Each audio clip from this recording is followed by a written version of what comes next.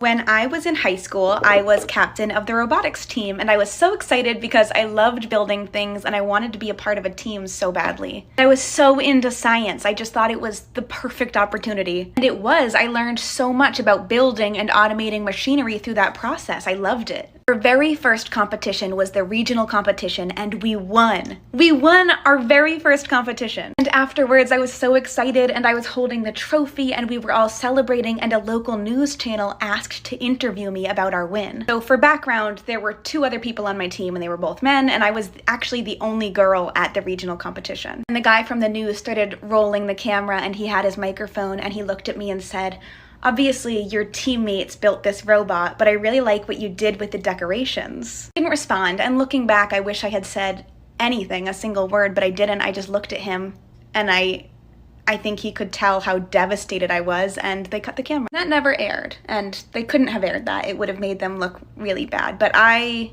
was devastated for a really long time, and I still am devastated. And then fast forward to the state competition a few months later, and I was carrying the robot across the arena, and a group of guys came up to me carrying my robot and took a full cup of water like you see in movies and dumped it all over me and my robot. This was 10 years ago, and I'm still like shaking about it. The robot thankfully wasn't damaged, but that was the intent, you know, that's what mattered. Anyways, we got second that day, which I was excited to get second, but we lost on a really weird technicality, so it was kind of a bummer. But then Nationals reviewed the footage of that final competition and decided that we actually should have won, and they wanted to send us to Nationals. And Nationals was in Orlando, which was very exciting. Then when we got the tickets, they were addressed to my teammates, who were all men. I was the captain.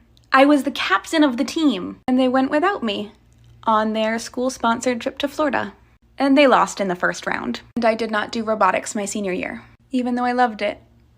Women are discouraged from pursuing STEM at such a young age. I mean, I was in like 6 science clubs in high school, and that's just one of them. Despite some people's best efforts, I work in the space industry, and I am successful. And that's my favorite part about women. We're multifaceted, and we persevere. We can take selfies, and text, and eat, and do our makeup while working with spacecraft and satellites and robots.